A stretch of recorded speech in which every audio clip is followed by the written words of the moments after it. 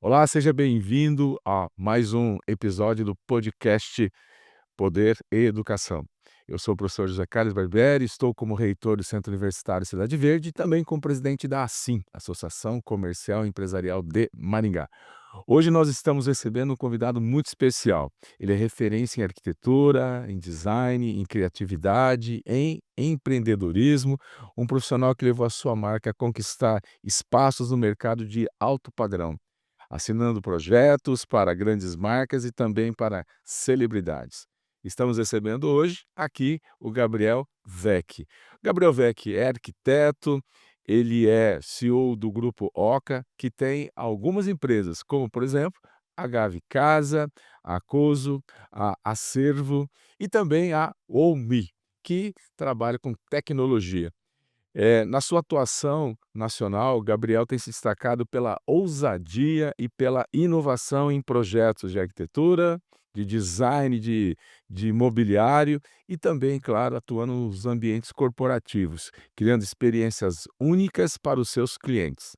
Seu trabalho já chegou a grandes nomes do mundo corporativo e também artístico, incluindo, por exemplo, o o ator Bruno Gagliasso e também a cantora Anitta. Hoje vamos então conhecer um pouquinho mais da trajetória dele, desde a sua formação acadêmica até chegando então à sua consolidação de suas marcas. Gabriel Vecchi, seja muito bem-vindo, é um prazer recebê-lo aqui, uma pessoa tão importante aqui na nossa Olha cidade, só, na decoração, no design, no empreendedorismo. professor, obrigado primeiro, eu ainda o chamo de professor, porque fui seu aluno, passei pela sua trajetória também, para mim é uma honra estar aqui, acompanho o trabalho que você vem feito de vida e realmente é um espelho para mim, então obrigado e agradeço o convite. Sabe que é uma honra para nós que trabalhamos na docência, reencontrar os nossos alunos depois de alguns anos já profissionais, E que deram certo, né. que deram certo, exatamente. Porque a gente joga semente, a Claro. gente nunca sabe se vai frutificar, mas graças a Deus no colégio onde você estudou e eu trabalhei, a gente tem, alunos que são sucesso, são referência em diversas áreas, seja na arquitetura, em negócios, Uhum. como também na medicina, na odontologia, até também no judiciário. Legal. É é muito gratificante a gente chegar e ver isso. Mas Gabriel, seja muito bem-vindo. Vamos para a primeira Com pergunta aqui, certeza. né. Vamos começar do começo então. O que levou a escolher arquitetura como profissão? Já havia um sonho desde cedo de se tornar arquiteto e depois já empreendedor como você é hoje?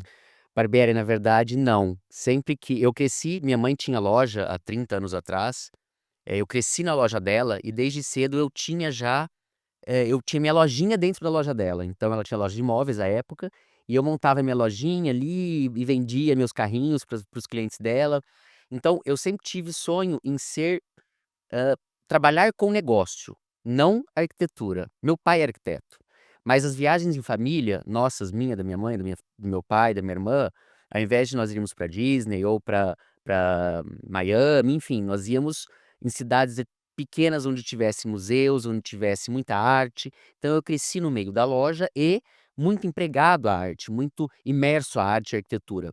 Eu lembro que nas viagens também meu pai às vezes a gente parava num restaurante, num bar ou, em alguma casa muito legal e meu pai tocava a campainha pra gente visitar a casa, visitar a loja ou a obra. E isso sempre nos instigou, mas eu nunca pensei em fazer arquitetura, tanto que toda minha meu colégio, eu imaginava que eu fosse fazer comércio exterior. Quando eu fiz intercâmbio, voltei, fiquei um ano fora, voltei, e eu entrei em comércio exterior, mas fiz 2 meses e desisti.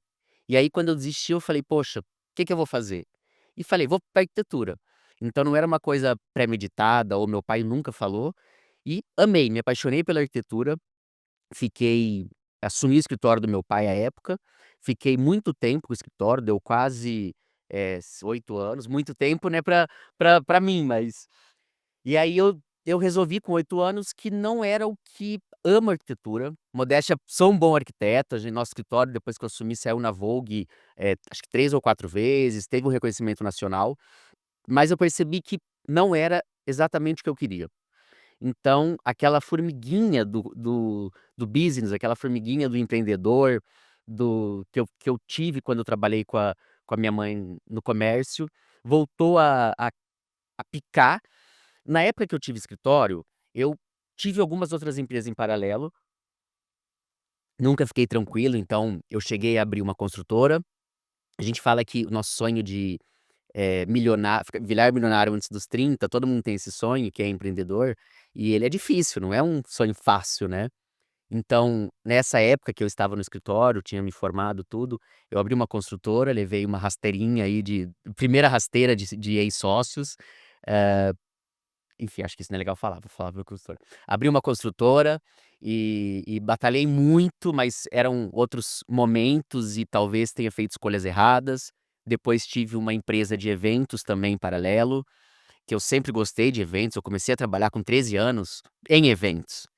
Eu lembro que meus pais iam comigo até a falecida Velvet Dot, não sei se você Sim, lembra, lembro, ali eles na Tiradentes. exatamente. Eu tinha não, 13 talvez não, mas uns 14, 15 anos eu fazia sub-17 na DOT, e com 15 eu comecei a trabalhar à noite, nos sábados, e eu lembro que eles iam comigo por conta da de eu a época eu era menor, então minha mãe e meu pai ficavam comigo enquanto eu estava trabalhando de promoter, então eu sempre gostei de trabalhar. Mas voltando no foco, e aí, depois que eu encerrei a construtora e o escritório, eu com 30 anos eu falei: "Não é o que eu quero, não estou feliz, vou mudar o meu foco". E aí sugeri à minha mãe pra gente, que é minha sócia hoje, pra gente voltar, no comércio, e aí abrimos a Gave. Então, à época nós abrimos num espaço pequeno de 400 metros, e hoje nós estamos num espaço de 1.400 e ainda abrindo um outro espaço. Então foi aí que eu saí da arquitetura e fui para o comércio. E aí, já respondendo uma outra pergunta sua, hoje a Gave, eu acho que o empreendedor é isso, eu vi que, quando eu abri a Gave, não, a ideia nem era ser o meu business principal, acabou se tornando, depois com o tempo virou o Grupo Oca, com outras empresas, mas, ela virou muito mais que uma loja de móveis. Então você mesmo usou a palavra experiência, a experiência, por mais que seja uma palavra que está sendo muito usada, mas a gente passa para o cliente a experiência completa. Então, eu profissionalizei totalmente o meu business para poder crescer. Então, desde processos, padrões, POPs e equipe. Hoje toda a nossa equipe, nós somos um grupo de 4 empresas, então a Gave é a nossa frente varejo, que atende o Brasil todo. Como você disse, a gente fez algumas celebridades, como Anitta, Bruno Gagliasso, agora tem mais algumas que estão vindo até o final do ano, passar um spoiler aqui. Nesse meio tempo eu entendi a necessidade de abrir uma empresa exclusiva em imobiliário corporativo, então veio a Cowork, fizemos grandes empreendimentos como o Sicredi Dexis, aqui em Maringá e o Brasil onde eles têm outros espaços também. Atendemos também o centro de experimentação lá do Eurogarden, do Nogaroli, o Aruna, construtoras como Plaenja, Yoshi, Galmo Londrina, os shoppings Catuaí, enfim, a gente atende Unimed, tem uma gama gigante em Maringá e região, e Hotel Unique em São Paulo, Rede Hard Rock, então a gente está muito bem posicionado no mobiliário corporativo. Eu entendi que isso era uma demanda do mercado, fui atrás, construí uma marca que é a Coso, hoje é nacionalmente reconhecida nesse segmento também. A Gava é uma referência no imobiliário varejo, a Coso também no corporativo. Agora a gente abriu a Acervo, que é um espaço de decoração e produção para poder entregar a casa completa, inclusive com talheres, roupa de cama, com tudo. E a Womi, que é a nossa empresa de tecnologia, que aí eu vou deixar para falar um pouquinho mais dela, que ela é uma empresa, tem 4 anos que eu estou montando, e agora esse ano estou colocando ela no mercado, na verdade, foi uma demanda, isso é um case muito legal até nós empreendedores, grandes negócios que começam assim. Eu construí uma plataforma para as minhas lojas, uma plataforma para poder atender uma demanda dos meus consultores e dos meus arquitetos. E aí eu entendi que ela ficou tão robusta e um produto tão único no mercado, que eu resolvi abri-lo para o mercado. Então é uma plataforma de especificação para arquitetos e consultores, e é uma ponte entre fábrica, loja, arquiteto e cliente. E tô lançando ela aí que vai ser, espero eu que seja um sucesso, é um produto único, a gente pesquisou anos, foram 2 anos de pesquisa e 2 de pra fazer a plataforma, e é um produto que não tem ainda, então a gente tá bem animado pra poder lançar logo. Você tem uma marca registrada que é de ser inovador, já percebemos na sua fala e também na sua trajetória profissional. Quando você se formou em arquitetura, e depois os cursos que você fez posteriormente, esses cursos te ajudaram a ter essa visão de ser inovador? Eu quero inovar, eu quero me diferenciar, porque aqui vai ser esse nicho que eu quero atender? Barbieri, eu acho assim, eu sou muito, dinâmico, muito rápido, minha cabeça não para, é 220. A minha equipe, meu time tem que me colocar no chão, senão eu já teria aberto 1 milhão de empresas e eu não tenho medo. Até você comentou na nossa pré-conversa sobre ser sonhador, e eu acho que eu sou muito sonhador, e com o tempo a gente vai ficando maduro, a gente vai entendendo que o foco é a diferença do negócio. Se você não focar no seu negócio, você não, o que que uma empresa de eventos tem a ver com arquitetura, e com arquitetura até tem, mas com construtora? Então, assim, eu tive momentos que eu não tinha foco, tive uma escola ainda de treinamentos, então, antes dos 30 eu acho que a gente não tá tão maduro, então a gente quer fazer dar certo. Agora, todo o meu business, todo o meu core de empresas é voltado para mobiliário, para arquitetura, para o meu público. Então, quando eu me formei em arquitetura, eu acho que sim, a arquitetura tem a ver com a inovação, porque ela instiga o nosso olhar, ela instiga a nossa criação, nosso lado criativo. Eu falo que um arquiteto, existem 2 tipos de arquitetos: o que nasce já com dom e o que treina o olhar. E eu acho que para o business é a mesma coisa, a gente vai ficando maduro, a gente vai ficando, vai treinando o olhar para acertar no negócio, para fazer o negócio dar certo, e nem necessariamente sempre acertar, mas para ideias novas, criatividade.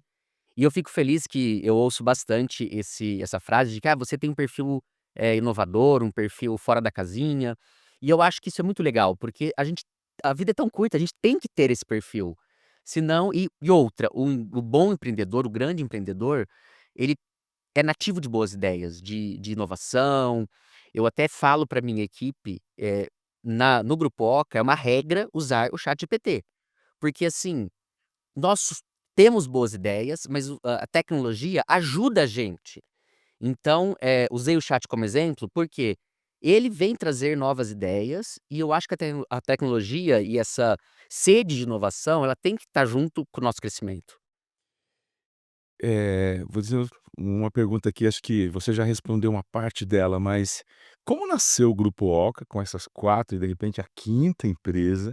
E qual foi o primeiro grande desafio seu de sair de arquiteto para virar um empresário e hoje ser sendo reconhecido nacionalmente como um empresário inovador, tecnológico? Barbieri, assim, quando eu antes de abrir o escritório, como eu já mencionei que eu trabalhei desde cedo, eu tive então escola de tecnologia, de treinamentos, perdão, tive a empresa de eventos, trabalhava como promoter, não tinha foco.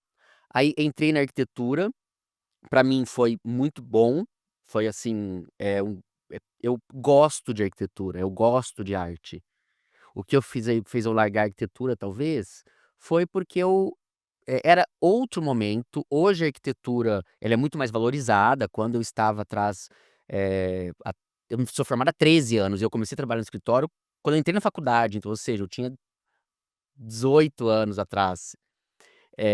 Mas enfim, respondendo a sua pergunta, eu acho que sim, a arquitetura me ajudou nessas decisões, nessas tomadas de decisões. Antes de eu largar a arquitetura, como eu mencionei, eu abri uma construtora, e eu tive uma decepção muito grande, eh, de profissional mesmo. Eu e talvez essa decepção me ajudou a ser o que eu sou hoje. Talvez não, com certeza. Porque eu tive um tombo ali, com 30 anos, 29 anos, que foi quando eu decidi mudar a minha vida.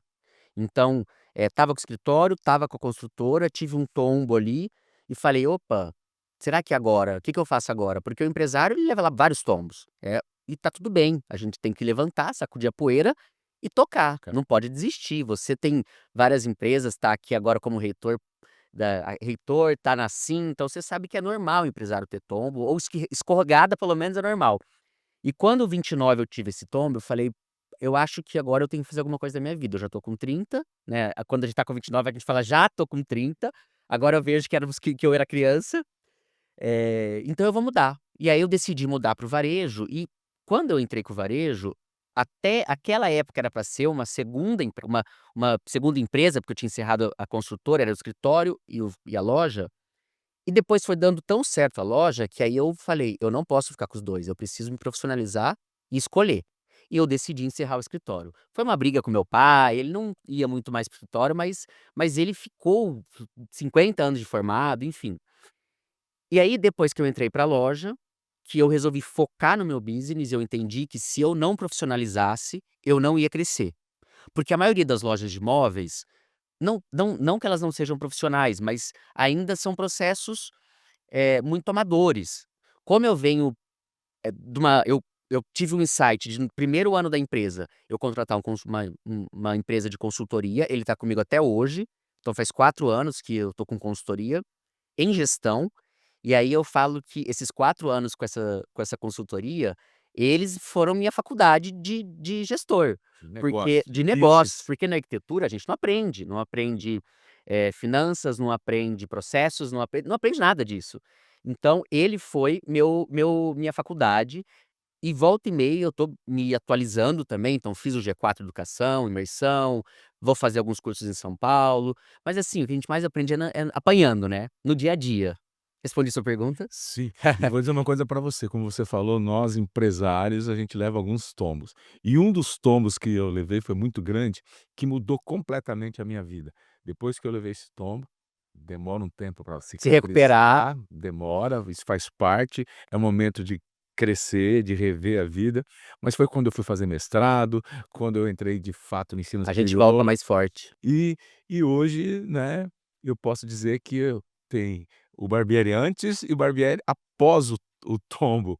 E esse tombo foi realmente divisor e me ajudou a crescer, me ajudou a abrir o mundo, É isso sabe. aí, e tem uma palavra que eu sempre falo que é resiliência. Sim, Antes desse último meu tombo, é óbvio que ainda era um bebê, mas assim, eu acho que a resiliência é muito forte no empresário, principalmente no Brasil, né, porque a gente é a carga tributária e tudo que acontece, mas a gente continua forte, a gente continua, ali firme e tem que ser. O empresário brasileiro ele tem que ser forte, senão não tem como continuar, né. concordo com você.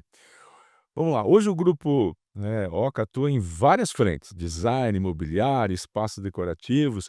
Como você organiza toda essa diversidade de negócios dentro do teu propósito? Barbieri, eu sou muito ligado com cultura organizacional, eu acho que a cultura ela dita muito a empresa, então, eu ainda sou um pouco centralizador, não muito, mas sou, aprendi a não ser, que eu era muito, e eu acho que o meu grupo ele é feito principalmente de pessoas, então, eu escolho quando a gente quis crescer, eu cheguei nesse meu gestor, no meu consultor de gestão, e pedi para ele me ajudar na parte organizacional, não só com os POPs, com os processos, com os padrões, mas também, a cultura organizacional de hierarquias. Então, quando eu falo hierarquias, são os líderes, os liderados, e na nossa empresa todas as pessoas são iguais, sem distinção de cargo, de raça, de cor, enfim. E respondendo, eu tenho pessoas muito boas ao meu lado. Eu acho que sozinho ninguém faz nada. Então tenho bons líderes que me ajudam a organizar agendas, assim, semanais, então todas as manhãs a gente tira, hoje foi uma exceção, eu tiro para fazer reuniões com os líderes, então segunda é reunião de equipe, terça, enfim, uma agenda de reuniões semanais. Planejamento estratégico, eu acho que antes do minha imersão no G4 eu tinha um planejamento, mas ele não era tão focado e tão direto. Depois que eu fiz essas imersões, eu mudei um pouco o foco, então, a gente estudar, independente da idade, independente do momento de vida, é extremamente importante. Eu acho que o estudo e a leitura, estudo, enfim, essa renovação, essa reciclagem é muito importante, então, eh, faço as reuniões semanais, me reciclo. E pessoas, sem pessoas não dá. Processos, Antes eu tenho outro lema que é: "O cliente sempre tem razão". Aí eu aprendi com o tempo que o cliente nem sempre tem razão, mas ele é a razão da nossa existência. Olha, Então, assim, um muito perfil, verdadeiro. não é? O perfil solucionador que eu emprego na cultura do meu grupo e que os meus colaboradores também, os meus funcionários também empregam, é assim: pode ser que não seja um problema do cliente, que seja um problema nosso, ou se for um problema do cliente, nós vamos solucionar. Nem que isso tenha um custo para ele ou para a gente, depois a gente vai entender como, mas é o perfil solucionador.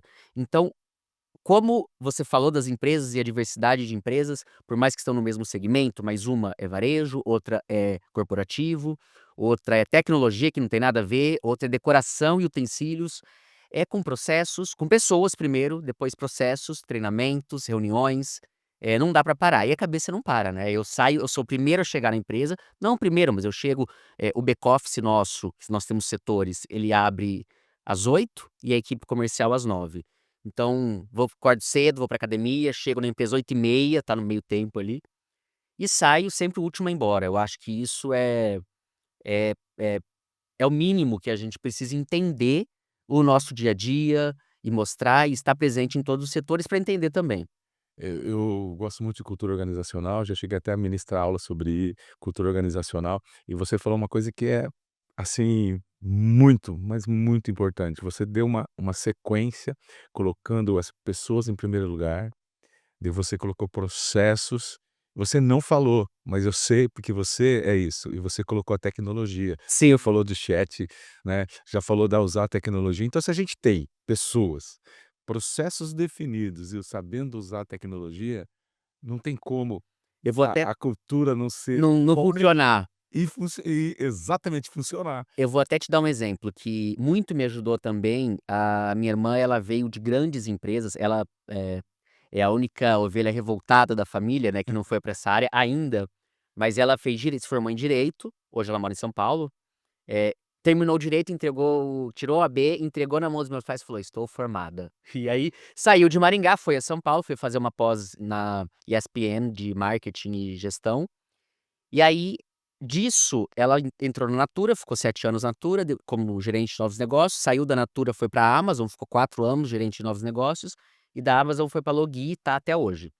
E essa passagem dela por grandes empresas com culturas tão diferentes, me ajuda também, porque ela me dá insights, ela me apresenta tecnologias, então eu falo que eu tenho grandes, a gente tem um conselho na empresa, e esse conselho é minha irmã, a Isadora, né, a Heloísa, minha sócia, e o Denis, que é o consultor. E esse conselho me ajuda muito, porque são visões diferentes, mas o Denis atende grandes empresas também, a Isadora vem de grandes empresas, e e e a parte de tecnologia é muito legal, porque, assim, hoje a gente tem um workflow, que é eu uso Monday, então tudo eu tinha um problema muito grande de comunicação na empresa, isso há 2 anos atrás, muito grande, a gente cresceu muito rápido, e aí os setores não se comunicavam. Então a gente entrou com o Monday, que é o nosso workflow. Hoje, não é mais esse meu maior problema, meu problema é outro. Até, tem no G4 eles ensinaram que a empresa sempre vai ter problema, sempre, qualquer empresa que for, seja Coca-Cola, seja Ambev, Boeing, só que os problemas são diversos e quando você sana um problema, vai ali, acontece e descobre uma outra dor, um outro gargalo. Mas o meu maior gargalo, há 2 anos atrás, era a comunicação, entramos com o Monday, hoje funciona perfeitamente, então todo o fluxo de trabalho é processual e tá ali. Se alguém reclamar: mas você não comprou o parafuso para aquela entrega". "Tá, mas tá no Monday?". "Ah, não, mas eu pedi aqui no corredor". "Desculpa, não tá no Monday, não posso comprar". E é assim, tem que ser, É isso mesmo. porque daí se tiver no Monday e não foi comprado, aí a gente vai sanar de outro problema. Então, tecnologia, a gente entrou com o o fluxo de trabalho, workflow, entramos com CRM que, eh, é um é um produto, umas é um software extremamente necessário para o comércio, poucas lojas de varejo, eh, usam, e é extremamente necessário. Você não consegue achar o que o consultor tem a melhorar, ou o que você pode usar melhor dele, se ele tem aquele ponto positivo, sem ter controle, sem ter um registro. Então, CRM. implementamos também hoje o nosso ERP é da TOTS, que não precisa nem falar, é a maior ferramenta, uma das maiores da América Latina, uma das maiores do mundo. E o nosso front a gente construiu, porque não tinha um produto de prateleira. Então eu sou muito ligado em tecnologia, e eu acho que para uma empresa crescer, completando o que você acabou de dizer, tem que ter tecnologia. É impossível. O empresário que tem medo ou preconceito do ChatGPT, ele ainda está em tempos passados. E o chat e o colaborador, o trabalhador ou o empresário, enfim, que: "Ah, não, eu não vou entrar no chat porque eu sou inteligente, eu quero fazer". Também é burro, desculpa a palavra, mas ele tem que usar a tecnologia a favor. Eu uso, todo mundo usa. Ele vai nos ajudar. O chat, se você não colocar o prompt certo, ele não vai dar resposta. Então é importante isso. Perfeito. Você falou, né, que você trabalhou com grandes marcas aqui locais, regionais e nacionais, né. Então como a cooperativa Sicredi Dex, a DB1 que é uma referência em tecnologia, o Eurogard que é o bairro mais, sustentável do mundo que está aqui em Maringá, a Aruna que está aqui em Maringá, está em Porto Rico, né. O eixo monumental aqui da cidade de Maringá, o Hotel Unique que é uma referência em arquitetura lá em São Paulo. Mas você também trabalhou com 2 marcas que são também pessoas, que são celebridades, que são referências para o mundo artístico, como o Bruno Gagliasso e também a Anitta. Quais os desafios de trabalhar com marcas que são personalidades e que são seguidas por milhões e milhões de pessoas no mundo todo? Barbieri, primeiro eu acho legal falar, como eu cheguei até eles, tá. Não, você não perguntou isso, mas é uma história interessante, porque isso eu acho que é um case para empresários ou jovens que queiram, talvez, estejam com alguma ideia muito legal e não sabe como fazer. Tanto o Bruno quanto a Anitta, claro, primeiro foi o Bruno, eu conheci o arquiteto dele, e o irmão do arquiteto dele veio até a Gávea, ele mora aqui, mudou pra cá, um promotor, foi até a Gávea e comentou: "Ah, eu sou irmão do Duda Porto e não sei o quê", a gente fez a casa do irmão, e aí ele me apresentou para o Duda. Nisso o Duda comentou: "Ah, eu tô fazendo a casa do Bruno", eu falei: "Ah, que legal", e comentei com ele de pegar, oferecer os móveis e ficou por isso mesmo. Perdão. E ficou por isso mesmo. Nisso, eu coloquei na minha cabeça, e quando eu coloco alguma coisa na cabeça, é muito difícil tirar, muito difícil. Eu não sou teimoso, mas eu fico com aquela formiguinha, formiguinha, formiguinha. E aí eu comecei a falar com o arquiteto, acabou que não deu certo, não deu certo. Eu falei: "Então eu vou tentar entrar em contato direto com o Bruno". Não tinha o telefone dele, não tinha e-mail, não tinha nada. Mandava mensagem no Instagram, é óbvio que ele não ia nem ver.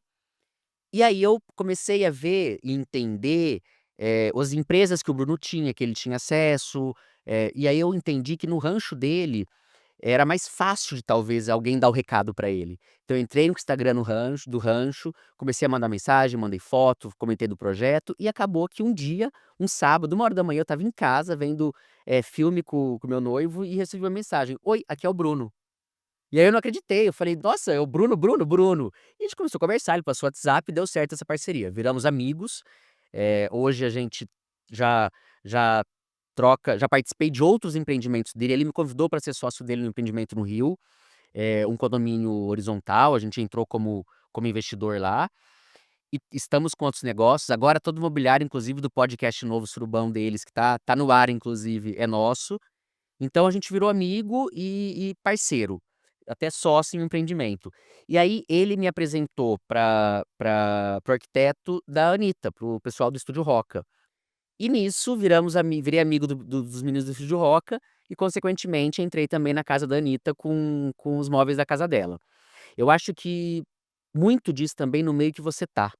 Então, como eu conheci o Bruno me apresentou para esses empreendedores incorporadores do Rio, entrei como investidor, consequentemente conheci os arquitetos da Anitta, conheci o Google Gloss, e aí você aonde você está A empregado, onde importância da rede de contatos. relacionamento, exatamente isso que eu ia chegar. Eu acho que para a gente crescer, claro, muito trabalho, processos, tecnologia, mas relacionamento é muito importante também. Então, o empresário que fica ali quietinho, na bolha, também pode ser que ele cresça? Óbvio que pode ser, mas relacionamento é muito importante. Vide o nosso querido Carlos Barbieri aqui, que está em todos os eventos, que eu não sei como consegue. É, a minha agenda não é muito simples não, ela é atribulada, mas tem que ser organizado, tem que ser organizado. Exatamente.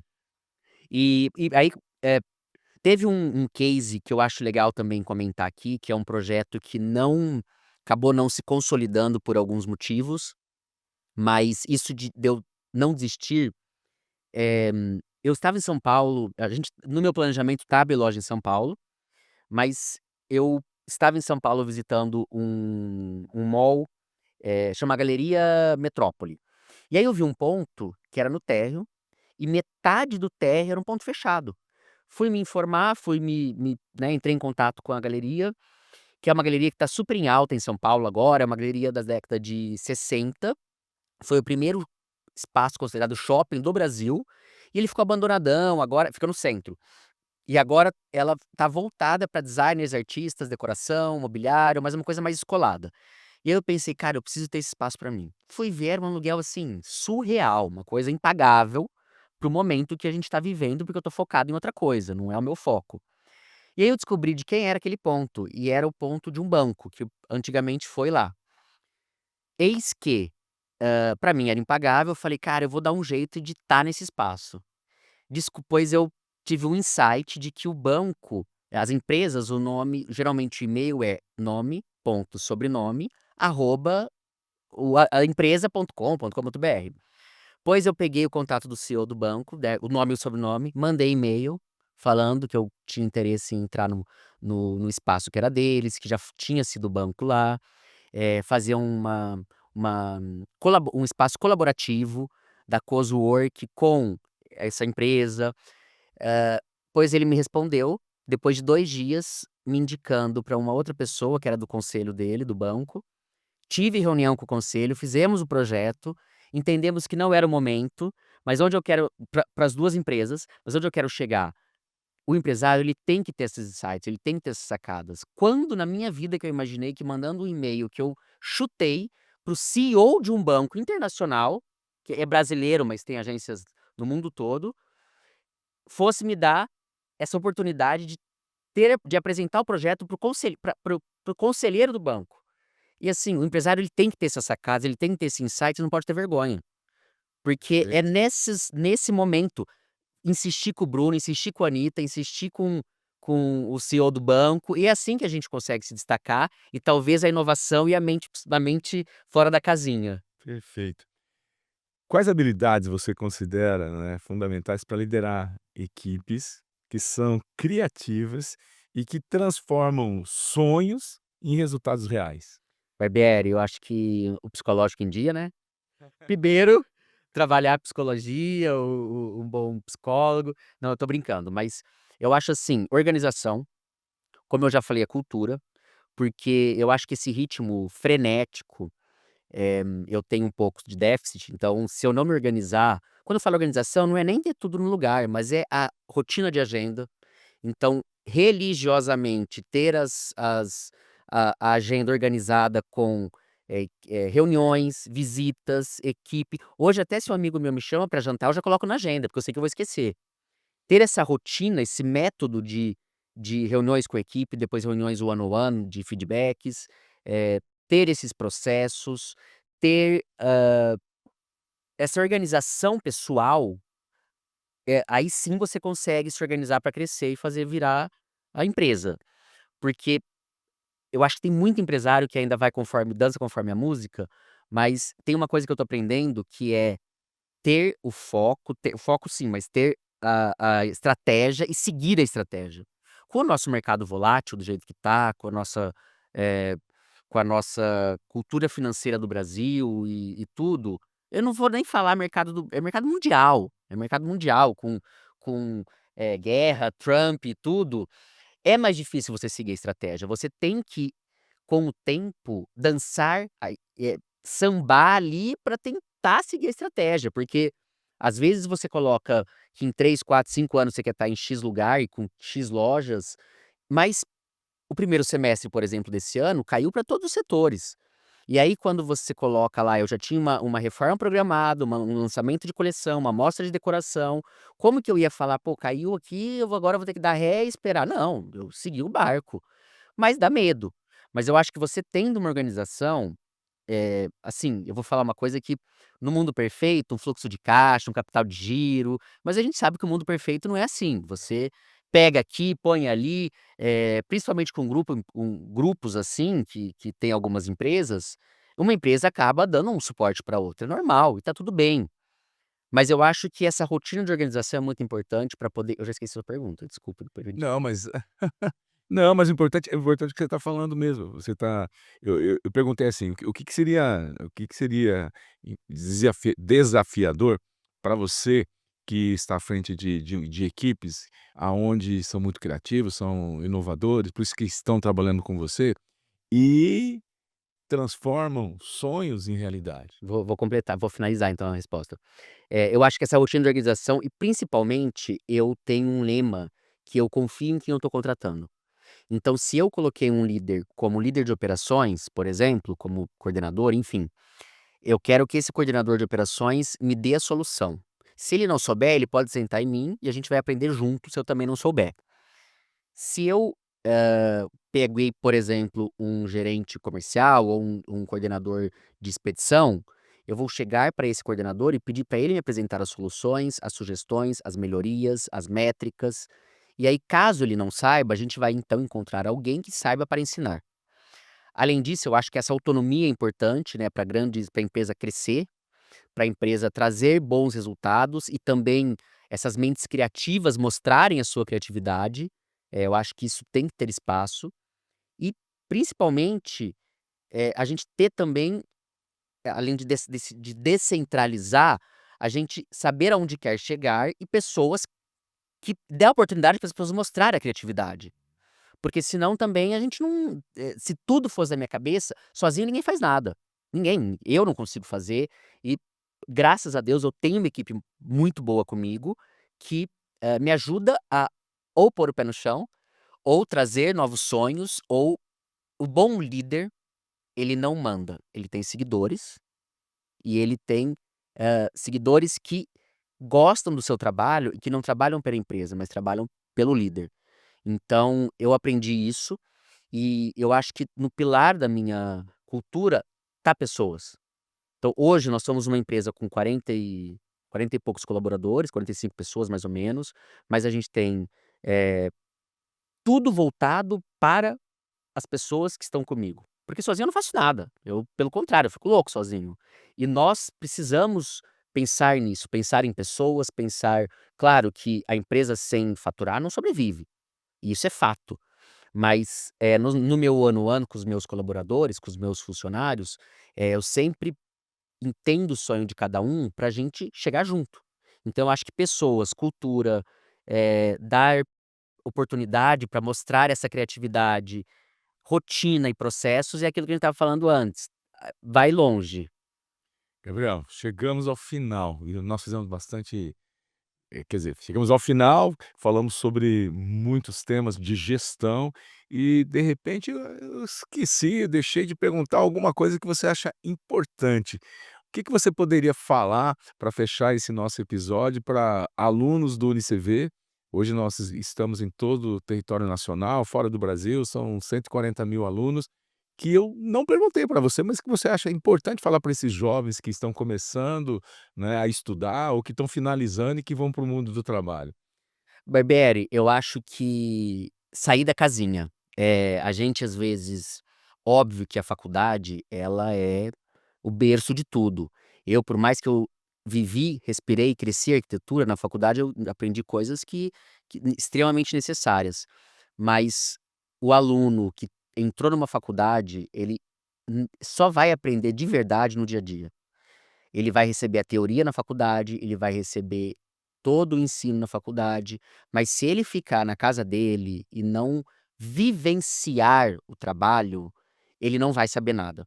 Ele vai estar com a teoria ali, mas ele não vai aplicar. E ele vai ter jogado fora 2, 3, 4, 5 anos da vida dele. Então, um ponto muito crucial, não espere se a pessoa entrou com 17, 18 anos na faculdade, não espere para trabalhar ou fazer estágio com 21. Entrou na faculdade, já entra num estágio ou num trabalho. Eu acho que esse é o primeiro ponto, independente do curso. "Ah, mas eu só posso fazer estágio no terceiro ano", não tem problema, então vai fazer um jovem aprendiz, alguma coisa assim, a gente só aprende no mercado de trabalho. É o nosso dia a dia, Eu acho que além disso, procurar também, leituras e, como eu disse, o treinar o olhar não é só para arquitetura ou só para arte ou só para decoração. O treinar o olhar, ele também tá para psicologia, também tá para gestão, para tudo, para todos os cursos, porque o cara que quando eu falo treinar o olhar, é ler um material, não viver só de Instagram, de Facebook, de tia do WhatsApp, é ler um material confiável, é assinar uma revista online, um jornal online, enfim. Mas assinar, não precisa assinar pagando, mas um mailing, ver podcasts, ouvir podcasts, ver YouTube, enfim, é se atualizar. Porque quanto antes a gente sabe, quanto antes a gente se atualiza, à frente do mercado estaremos. E poucas pessoas fazem isso. E outra, também não ter vergonha. Então, mesmo que a pessoa faça faculdade, que hoje é muito comum, e trabalhe em outra área, mas use o fim de semana ou os tempos vagos para entender um pouco mais da área que você está estudando. Ah, mas é minha folga.